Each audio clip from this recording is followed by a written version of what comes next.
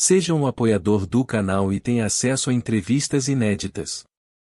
Envie uma mensagem para o nosso WhatsApp.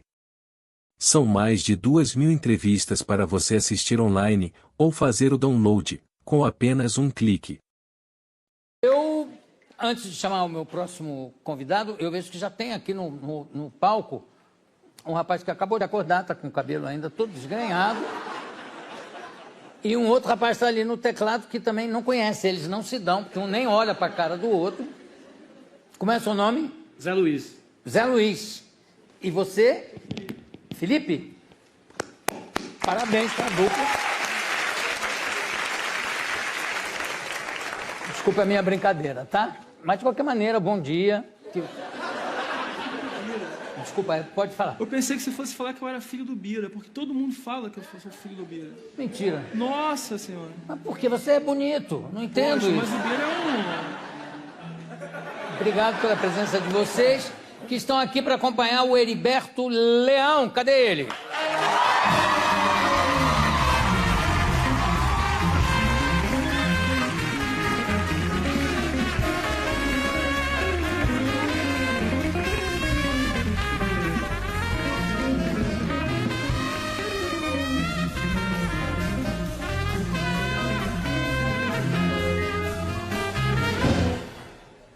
Me dá esse microfone. Isso aqui é só quando você for cantar, agora não precisa.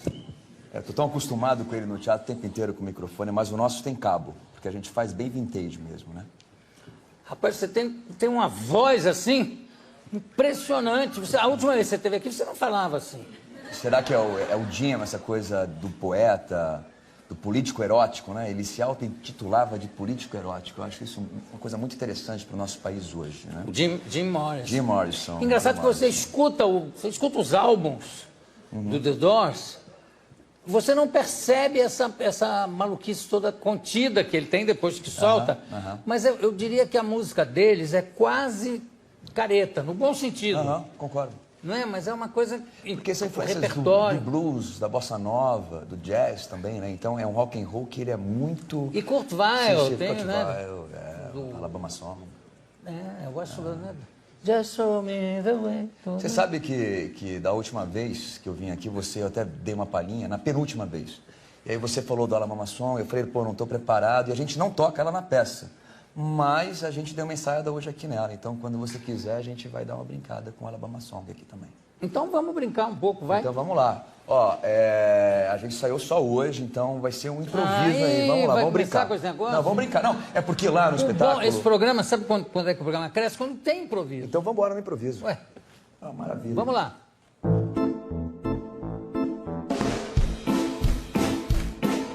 Show me the way to the next whiskey bar. Oh, don't ask why. Oh, don't ask why. Don't show me the way to the next whiskey bar.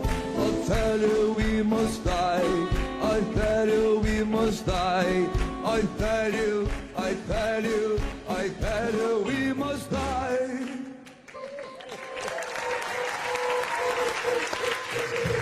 Oh, moon of Alabama, and now we say goodbye. We lost our good old mama, and now we have to have some whiskey. And I don't remember the letter more. The lyrics. That's it, Joe. That's it. Improvisation. Agora, quando é que começou a sua paixão pelo Jim Morrison? Aos 18 anos, quando eu assisti ao filme do Oliver Stone, e eu falei, é ele aquele cara de braços abertos, aquele ícone que eu conhecia pelas camisetas, mas eu não o conhecia. Com Val Kilmer, Com Val Kilmer, deslumbrante no papel. Eu acho que aqui, ele não está aqui nos ouvindo. Eu acho que a única coisa realmente boa que o Val Kilmer fez, eu acho. Foi incrível o que ele fez. Tanto que tem gente que acha que o Jim Morrison, quando fala Jim Morrison, lembra mais dele do que o próprio Jim Morrison, né? Mas o meu motivo de fazer a peça foi que depois que eu assisti ao filme, eu gostei muito, mas quando eu passei a ler o que o Jim Morrison lia, né, todos os mestres que o influenciaram, como William Blake, Nietzsche, Rimbaud, Baudelaire, e por aí vai, contra a cultura americana. Você não vai se matar por causa disso, não, né? mas aí que eu quero chegar. Dele... Então, aí que eu quero chegar. o Jim Morrison mostrado no filme do Oliver Stone é só um lado do Jim Morrison. Ele é muito maniqueísta, até o próprio Ray Manzarek. E é o lado exatamente que não passa nem na música. Vamos ver um trecho, a gente separou um trecho do filme aqui. That's good. The camera is whatever you want it to be, Jim. A woman you want to seduce? A man you want to kill? Be anything you want. Oh, that's nice, that's nice. Oh, that's great. Do you have any idea what these pictures can do? One image controls millions of people. Where are the doors? Right here. Right here. You forget the doors. You're the one they want. Who are the doors? Come on. Yeah, that's good. Be ugly. Oh, I love that. Anything you want. Essa sessão de fotos é conhecida como Young Lion. Então, qualquer coincidência, né? Eu não sou tão young, mas I'm Old Lion tem a ver. Esse é o nome dessa sessão de fotos. Agora, na peça, você vive o Jim Morrison, a história da peça? Então, não é um espetáculo biográfico. Esse foi quando eu pensei o espetáculo com Paulo de Moraes, o diretor, e o Walter Daguerre, o autor, e junto com o Eduardo Barato, o produtor. A gente resolveu e decidiu fazer um espetáculo que não fosse biográfico e que fosse diferente de todos os musicais que nós temos por aí, que são incríveis, entendeu? Mas que conta a historinha, o cara nasceu, a família dele e tal, etc.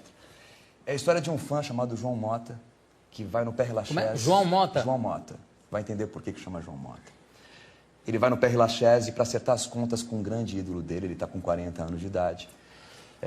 Sempre escreveu poesia, músicas, mas não deu certo, acabou indo trabalhar num emprego mais regular. E ele está passando por uma depressão muito profunda. E como ele acha que o Jim Morrison se matou, que não é verdade, por isso que o filme me influenciou muito. Ele não se matou, mas morreu de overdose. Sim, né? mas por um acidente. Porque a linha dele, da vida dele, já não estava mais na autodestruição do Dionísio que ele estava experienciando. Porque o grande objetivo do Jim Morrison era vivenciar o supra-humano de Nietzsche. O John Densmore, o batera, ele afirma categoricamente que Nietzsche assassinou o Jim Morrison. Só que ao viver o caminho do excesso que levaria ao Palácio da Sabedoria, ele deteriorou o corpo dele. Então, quando ele tem aquele show de Miami, que ele é preso, etc., depois ele é condenado, ele vai para Paris viver da poesia dele, ele já não está mais querendo viver Dionísio, ele vai viver Apolo. Que, resumindo bem porcamente o supra-humano de Nietzsche, seria você vivenciar Dionísio, entre outras coisas, depois Apolo e juntar os dois. Quando ele foi vivenciar Apolo, ele já estava com o corpo deteriorado, ele teve uma recaída, porque realmente ele teve muitas experiências com drogas, e ele faleceu. Mas foi um acidente, ele dizia que queria viver 120 anos. Então, a grande questão da poesia do Jim Morrison, que é uma poesia simbolista, uma poesia que hoje na França já é considerada de uma alta estatura, até existem livros que o comparam a Rimbaud já, é lidar com a nossa própria dor. E a morte, como é uma realidade inevitável, a gente tem uma sociedade que faz com que nós tenhamos que negar essa dor constantemente. Onde é que entra o João Mota nisso tudo? Então, o João Mota está passando por essa dor e ele acha que para resolver a dor ele tem que se matar, entendeu? E aí ele vai lá, tem um acerto de contas com o Jim Morrison e o Jim Morrison surge através dele mesmo. Então, nós tocamos 11 músicas e o mais impressionante é que o público, que graças a Deus nós estamos lotando o Teatro do Leblon às terças e quartas, há 4 meses, e é um público que interage muito com a peça. O grande fascínio é esse ressuscitamento do Jim Morrison mesmo, mas através de um fã. Então, assim, eu não estou fazendo um cover do Doors, eu não estou imitando o Jim Morrison. Ele surge através do João Mota, então ele surge de uma verdade, de uma autenticidade muito grande. Mas quem canta no show é você fazendo o Jim Morrison ou é o João Mota antes de desistir? Não, é o Jim Morrison. Ali já é quase que uma... Essa é a nossa grande, eu acho que é o nosso grande mérito nesse espetáculo. Tem umas fotos do espetáculo, deixa eu ver. É impressionante como o Val Kilmer ficou realmente parecido. E eu fiz Guerra dos Sexos, que eu fazia um lutador de MMA. Então, quando eu fiz essa foto do Jim, foi logo após a novela, por isso que eu estou forte, mas eu já não estou mais tão forte assim. Ali é você? Sou eu. Mas está muito forte. Mas eu estou tentando, eu estou emagrecendo bastante. Mas o Jim está aí com toda a sua verdade e autenticidade. E essa é a Renata Guida, né, que faz como se fosse a Pamela Morrison, como se fosse um anjo, o demônio, ela está ali, ó. É aquela mulher linda ali de camisa listrada ali, ó. Tudo bom, meu amor? Ô, lá em casa. Aí na hora certa. Mas esse Jim, poeta, político, erótico, é o que nos interessa mesmo, né? Há uma atualidade na mensagem do Doors com o nosso Brasil de hoje, que é o grande motivo do sucesso da nossa peça mesmo. Para você ter uma ideia, um dia teve aquelas barricadas no Leblon. Botaram fogo na Ataulfo de Paiva. Eu moro por ali e eu presenciei vídeo, tirei fotos. Altas barricadas. Incendiaram o Leblon. E era um dia que a gente tinha espetáculo. Terça-feira, horário alternativo, que é de propósito mesmo. Eu falei, ninguém vai vir, né? Todos os acessos estavam super complicados. A gente lotou o teatro e depois de eu cantar o Light My Fire, vem um texto dele que fala o seguinte: vamos recriar o mundo. O palácio da concepção está ardendo. Vamos nos aquecer em suas chamas. Nós somos jovens demais para sermos velhos. A plateia veio abaixo porque é uma sincronicidade absurda. E na sequência vem: quem acredita em coincidências desconhece o universo mágico da sincronicidade. Então, é esse espírito dos anos 60 que nós não vivemos no Brasil porque nós tínhamos uma ditadura, que foi retomado com as manifestações que já, enfim, diminuíram consideravelmente. Mas anos 60 também teve muita manifestação. Não, no Brasil sim, mas nos Estados Unidos foi mais forte, né? Eu acho que agora, com essa liberdade que nós temos hoje, né, aparente, porque tem uma repressão aí também, eu acho que é o momento da gente voltar a olhar os grandes homens que influenciaram a humanidade. Eu acho que a gente tem que estar mais informado. A gente tem muita informação hoje, mas é muito dissipada, né? Eu acho que a gente tem que concentrar nos gênios da raça humana. E eu acho mas que você acha que um hoje em dia a repressão está entre aspas? Não, eu acho que ela está aberta, mas como nós não vivemos uma ditadura e sim uma democracia, ela é uma repressão muito esquisita, né? Mas não é uma democracia que a gente está vivendo. Então, o problema é isso aqui. Olha só. É isso aqui o problema, e a gente quer quebrar isso aqui. Eu acho que a juventude brasileira, e eu que não sou tão jovem também, eu acho que a gente tem que lutar pelo país que nós temos, que é o país mais rico do mundo.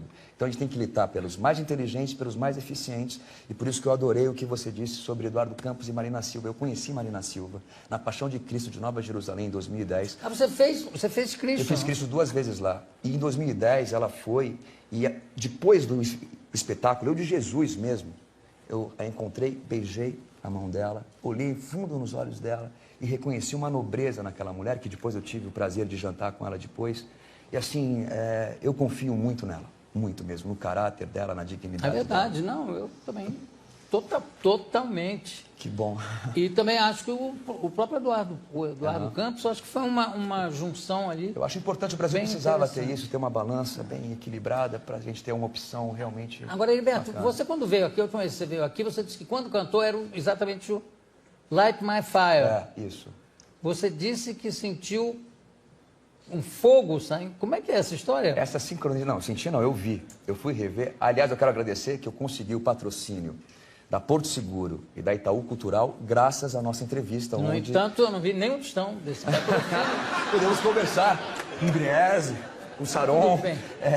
Mas fala pra mim. Mas porque eu mostrei eu tocando para falar, eu tenho o mesmo timbre dele, etc. E dei o pause na hora que eu acabo a música e eu falo fire. E tem alguma coisa no cenário aqui que parece uma língua de fogo e que sai da minha boca numa sincronicidade absurda. Vamos ver. Será que temos isso? Tem, esse momento tem. Come on, will you light my fire? Try to set your night on fire!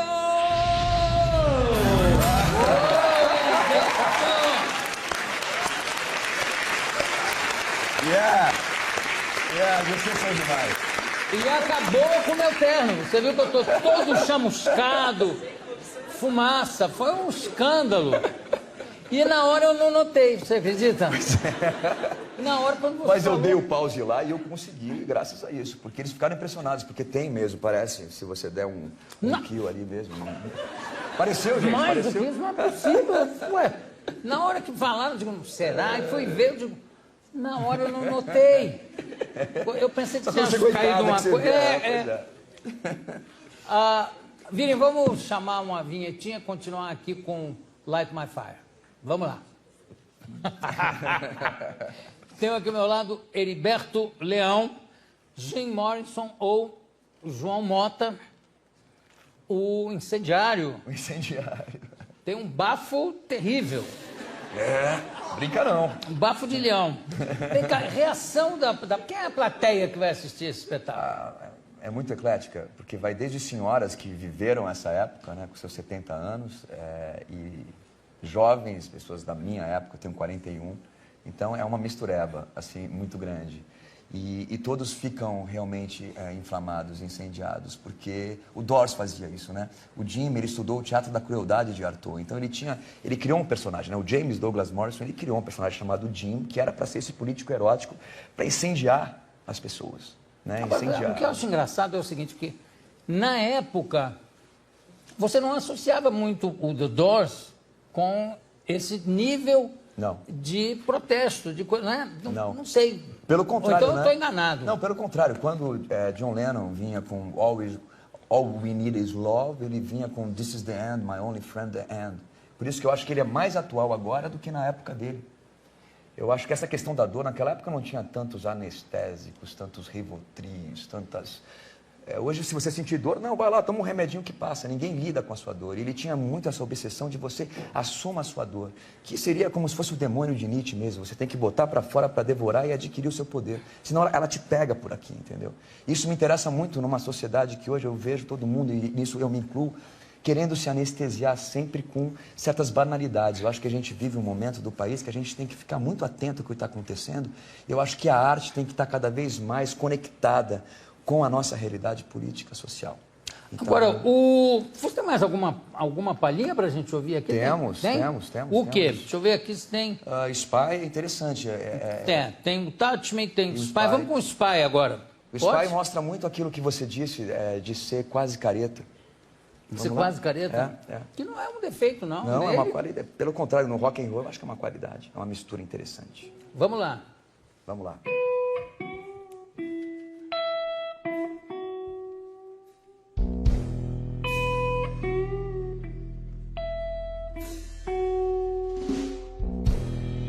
Aliás, eu acho que é uma bela cantada. Aquela cantada que você perguntou, talvez você chega pra uma mulher e fala assim, ó.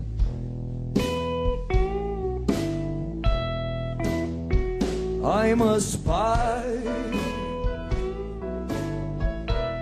in a house of love. I know the dreams, Yes, baby, I know. that you're dreaming of. I know the wars that you long to hear. I know your deepest secret fear. I know everything, everything you do, everywhere you go, everyone you know. I'm a spy.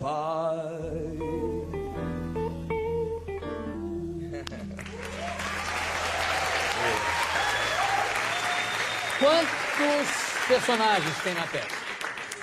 Eu e a Renata Guida, eu tô a mania de falar com o microfone. A gente só fala em microfone na peça.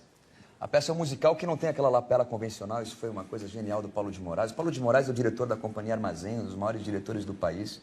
E esse foi o nosso objetivo mesmo, a gente quis fazer uma peça que não fosse aquele musical que as pessoas já conhecem, que é maravilhoso.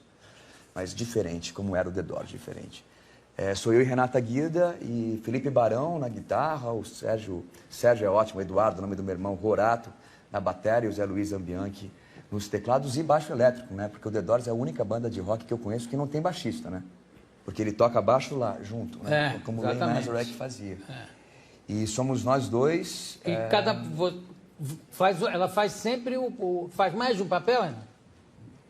Faço a ânima, um arquétipo do feminino que pode evocar também a Pamela Morrison, mas o nome dela, quando eu recebi, é Ânima, a personagem. A morte também. Também? É um anjo, Você morre no fim, na peça?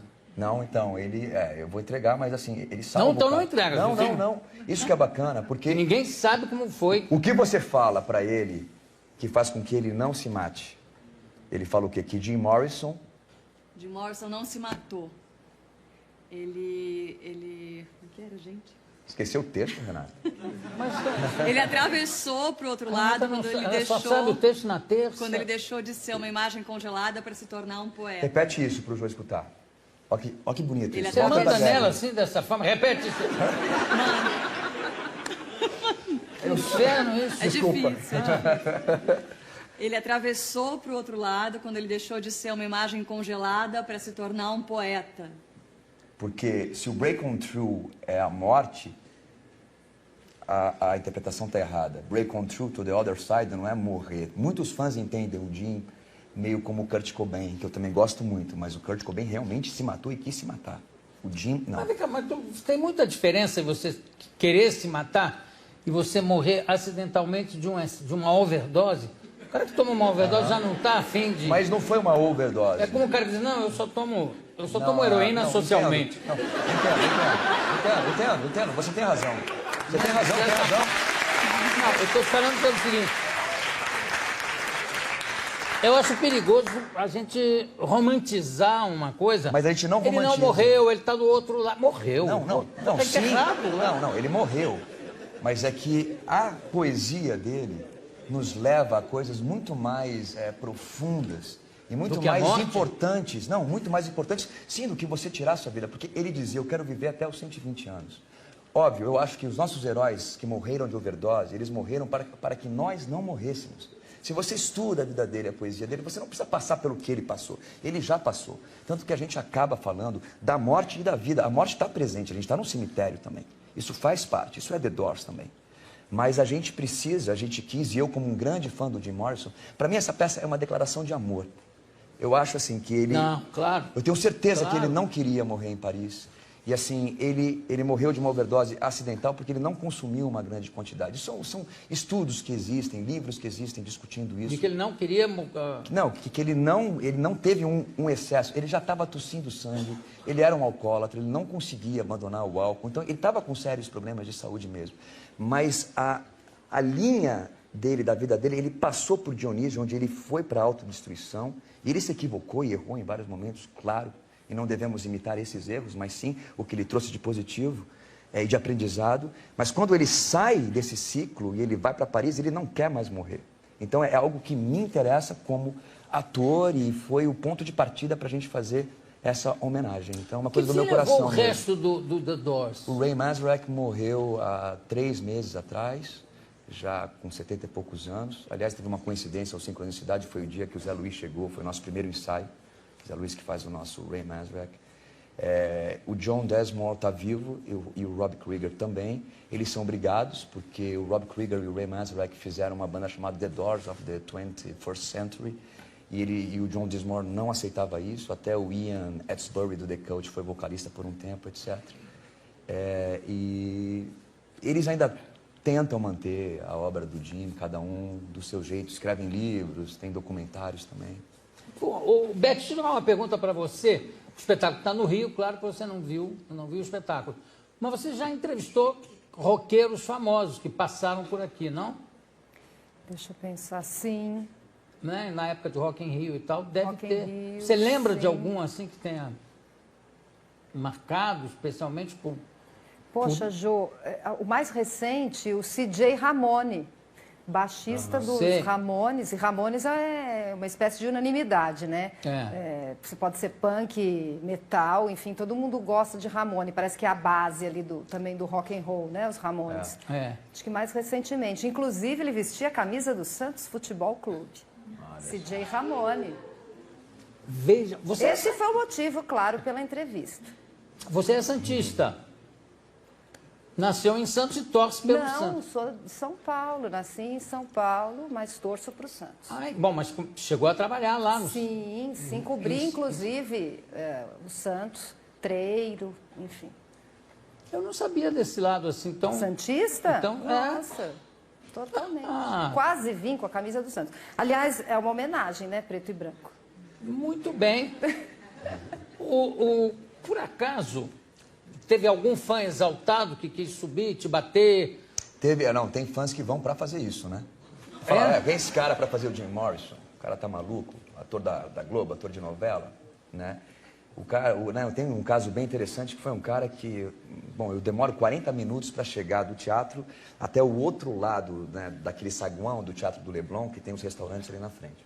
Porque o público fica ali, quer conversar e quer discutir, e continua no bar também, tomando uma cervejinha e conversando sobre a peça, sobre Doors, etc. Por isso que é um acontecimento muito interessante. E o cara estava com o olho muito vermelho de choro ou de qualquer outra coisa, enfim. Ele estava lá... Estava lá me olhando ali, eu estava meio com medo do cara, e ele chegou e ele falou, eu vim aqui para te xingar muito, eu ia atrapalhar a tua peça. Aí ele virou a camisa, ele tinha o rosto do Jim Morrison nas costas inteiro. E aí ele olhou e falou assim, eu estava esperando por isso há 20 anos e me deu um abraço. Então eu acho que também é muito bacana você quebrar com essa... Era um deficiente mental, porque ele chegou para te bater... ele não ia me bater, ele ia vaiar... Desequilibrar, ele ia... Eu não sei... Eu acho que as coisas de fã, as pessoas são muito passionais, né? Quando você tem um grande ídolo que te acompanha. O João Mota é meio parecido com esse cara mesmo, né? Ele acha que ele é a reencarnação de Jim Morrison. Então, por isso que ele chama João Mota, porque ao contrário, João Mota, João seria Mojo, Mr. Mojo Rising, porque o Jim Morrison dizia que tinha uma entidade com ele, que é o Mr. Mojo Rising do blues, né? Que os bluseiros faziam um pacto, né? Na encruzilhada, para saber tocar a guitarra pra caramba, né? É, um pacto com o diabo. Mr. Mojo Rising, né? E ele... Óbvio, o Jim mexeu com coisa muito séria e pesada, assim como o Raul Seixas também fez, né? O rock and roll, ele tem isso.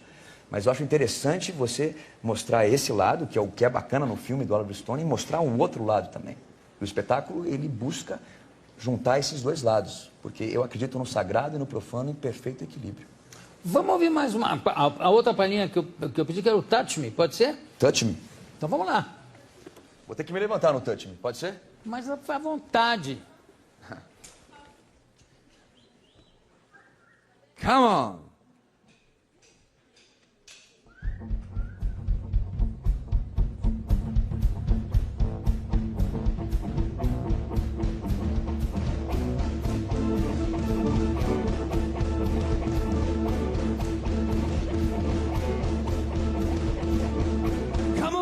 Come on, now touch me, baby. Can't you see that I'm not afraid? What was the promise that you made? Why won't you tell me what she said? What was the promise that you made? I'm gonna love you till the heaven stops the rain. I'm gonna love you till the stars fall from the sky. For you and I. Come on! Eu gostava de fazer isso. Come on, man! I am talking about revolution. I'm talking about love. Come on! Touch me, baby. Can't you see that I'm not afraid? What was the promise that you made? Why won't you tell me what she said? What was the promise that you made? I'm gonna love you till the heaven stops the rain. I'm gonna love you till the stars fall from the sky. For you and I. E agora é pro Jim. I'm gonna love you till the heaven stops the rain. I'm gonna love you till the stars fall from the sky. For you and I.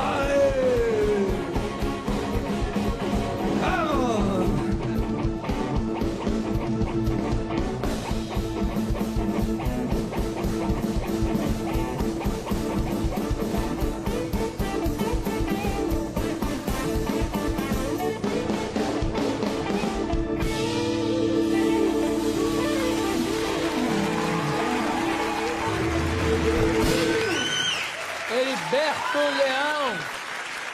Heriberto Leão está no espetáculo Jim, terças e quartas no Teatro Leblon, Sala Tônia Carreiro, no Rio de Janeiro, com patrocínio Itaú e Porto Seguro. Muito obrigado pela tua presença. Foi um prazer, mais muito obrigado. uma vez, Heriberto. Obrigado. Pessoal ali também, muito obrigado. E sabe por que o Barão, Felipe Barão, tá com esse cabelo todo despenteado? É porque a gente não dormiu. A gente estava no FITA em Angra ontem, 1.500 pessoas, viemos direto para cá, porque é muito importante estar aqui com você. Muito obrigado. Obrigado, imagina. Obrigado mesmo. Tá? Daqui a pouco a gente volta.